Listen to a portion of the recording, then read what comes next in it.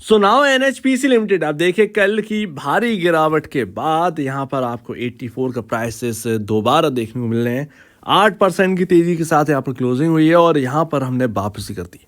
कल मैंने आपसे कहा था बॉटम बनना होगा तो इस रेंज में बनेगा, वहीं कहीं ना कहीं आपका बॉटम बन गया और मुझे लगता है शॉर्ट टर्म बॉटम जो है ना वो अब बन चुका है, यानी कि टेंशन लेने की अब ज़्यादा ज़रूरत नहीं है। यहाँ से कहाँ पर जाना है, किधर की तरफ देखना है, इसके ऊपर ज़रा बात कर लेते हैं क्योंकि मार्केट तो घूम गया है अब। और आप देखें तो एनएचपीसी के अंदर गिरावट जो हुई थी उसमें काफ़ी कुछ रिकवरी आती हुई दिख रही है। आप देखेंगे तो बाकी कहीं ना कहीं आपको बड़ी तेजी दिख रही है, लेकिन कहीं ना कहीं थोड़ा सा यहाँ पर जो है अब वो तेजी फिजल आउट भी हो रही है। जैसे कि पावर ग्रिड के अंदर कोई भारी तेजी हमें देखने को नहीं मिली, स्टील अथॉरिटी ऑफ इंडिया बाकी वगैरह वगैरह, यानी कि आपका जहां बॉटम बनना था, शॉर्ट टर्म बॉटम बनना था, वहां पर आपका शॉर्ट टर्म बॉटम बना। सुबह सुबह एक भारी गिरावट के साथ पीएसयू ने शुरुआत करी और उसके बाद आप देखिए जो लेवल से घूमना था घूम चुके हैं। इन लेवल्स को नोट कर लेना चाहिए, कहीं ना कहीं ये आगे काम आने वाले हैं। जब तक ये नहीं ब्रीच होंगे तब तक कोई प्रॉब्लम नहीं आने वाली है मेरे ख्याल से। अब ये कहीं ना कहीं अपसाइड यहाँ पर देखने वाले हैं। तो अब ऐसा लग रहा है कि मिड कैप और स्मॉल कैप की अब जो गिरावट है वो कहीं ना कहीं रुक गई है, थम गई है, आप कह सकते हैं। भले ही यहाँ पर जो है मार्केट कैप 1 लाख करोड़ का है एनएचपीसी का, अराउंड मार्केट कैप है, बट फिर भी यहाँ पर जो है मिड कैप के अंदर जोड़ा जाता है, इसको मिड कैप के अंदर देखा जाता है तो लार्ज कैप ही हम कहेंगे, क्योंकि मार्केट कैप जो है वो 20,000 करोड़ से ऊपर का जो आते हैं वो कंपनियां लार्ज कैप के अंदर गिनी जाती हैं। अब स्टार्टिंग लार्ज कैप कर लीजिए, मिड लार्ज कैप कर लीजिए, या लार्ज कैप जो बड़ी वाली कंपनियां हैं वो आप कह सकते हैं। बट फिर भी यहाँ पर अगर आप देखेंगे तो कहीं ना कहीं अब थमने का टाइम आ चुका है। अब ये मिड कैप और स्मॉल कैप की गिरावट थमेगी। यहाँ पर ध्यान रखिए Q4 के नंबर तक ना अब ये कहीं ना कहीं एक रेंज में रहने वाले हैं। कोई ना तो बड़ी गिरावट देखने को मिलने वाली है, ना ही यहाँ पर कोई बड़ी तेजी आपको शायद देखने को मिलने वाली है इन स्टॉक्स के अंदर। उसका रीज़न है Q4, उसके बाद आपका इलेक्शन, जो कि मैं कल ऑलरेडी आपको बता चुका हूँ ये सिनेरियो।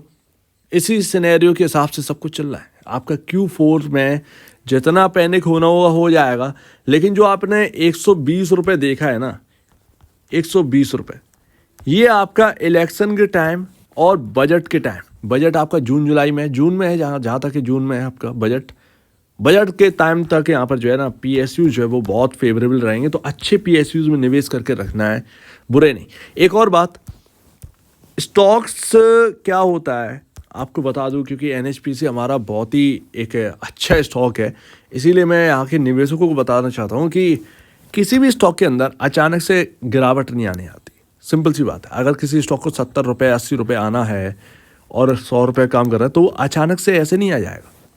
सिंपल सी बात है, धीरे धीरे करके तो वेट किया करिए।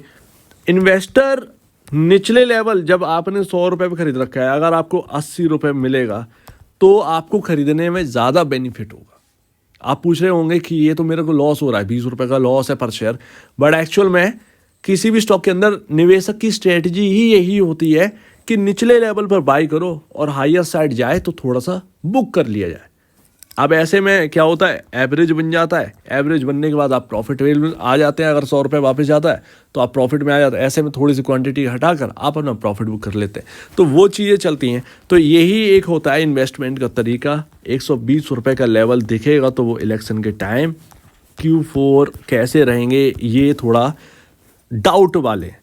तो अभी यहाँ पर जो है 4 रुपये का मूव और आना बाकी है, कैसे वो हम आगे बात करें। और जिन्होंने भी आज निचले लेवल यानी कि 73 रुपये की तरफ खरीद लिया या 74 रुपये पे खरीद लिया, 75 पे खरीद लिया, उनके तो बारे न्यारे हो गए। आपको उन लेवल्स पे मिला है जहां पर एनएचपीसी के अंदर मेरे ख्याल से ओएफएस आया था, अगर आपको याद हो ओएफएस आया था 69 68 के अराउंड, राइट। वो यानी कि सरकार जो गवर्नमेंट है उसने यहाँ पर इसके पर शेयर की जो वैल्यू है वो आंक ली, आप ये कह सकते हैं। यानी कि एनएचपीसी का जो राइट प्राइस कंपनी का जो सरकार है, जिसकी ओनर है भैया, उन्होंने तय कर रखा है 68 से 69 रुपये एनएचपीसी का राइट भाव है। तो आपने जो आज खरीदा है और जो लो देखा है वो उसके अराउंड ही देखा है, ये एक अच्छी बात है। सरकार ने खुद ही तय कर रखा है, इसके प्राइस क्या है वो सुत्ती ने अपना खुद ही यहाँ पर तय करके आपको दिखाया है। सिंपल सी बात। तो OFS के प्राइस से आप समझ सकते हो, डरिए मत। मार्केट में वॉलेटिलिटी है और अच्छे PSU भी पिस जाते हैं, लेकिन बढ़ते वही हैं जो अच्छे होते हैं। 25.16 का यहाँ पर जो है P रेशियो आ चुका है।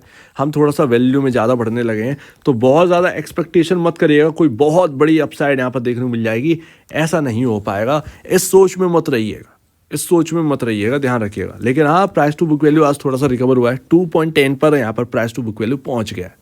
और देखिए NHPC में ना, मैं आपको बताऊँ, म्यूचुअल फंड वाले ना रुके हुए हैं म्यूचुअल फंड वाले।